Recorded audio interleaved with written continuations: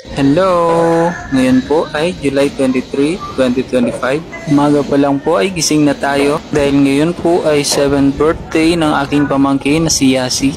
Ganito po yung kalagayan ng panahon sa amin.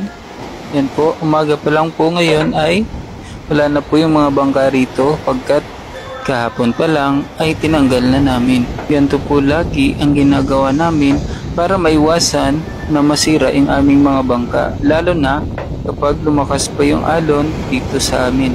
Pero meron pa rin pong mangilan-ngilan na bangka na hindi pa inaalis sa dalampasigan.